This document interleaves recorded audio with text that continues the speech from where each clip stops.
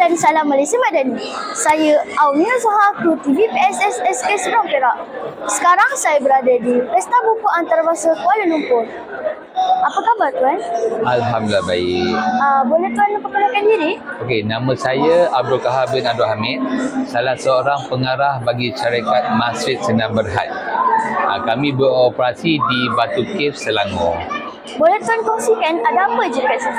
Okey, pertama kali saya ingin mengucapkan terima kasih kepada adik siapa tadi nama? Auni. Adik Auni atas sudi datang ke buku kami di Masjid Sdn Bhd.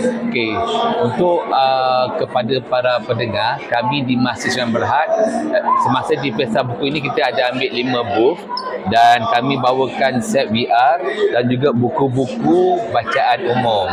Okey, bagi 2 sesi ni, untuk VR ni kita bagi pengalaman macam ni, pengalaman kepada penonton untuk merasai teknologi kemajuan lah. Jadi dengan VR ini kita akan berada ataupun merasai pengalaman seperti berada dalam cerita ni.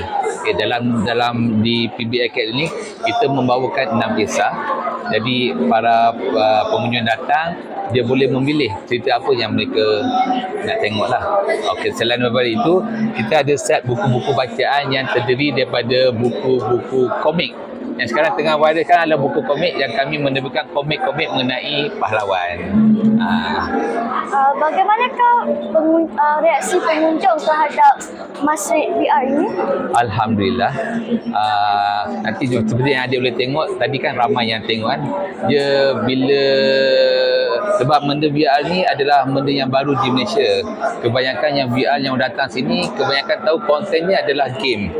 Jadi di sini kami membawakan kandungan yang berbeza daripada apa yang ada di pasaran. Jadi dia memberi satu kelainan atau pengalaman kepada mereka yang mencuba VR ni. Terima kasih Tuan kerana sudi meluangkan masa bersama saya. Sekian, terima kasih.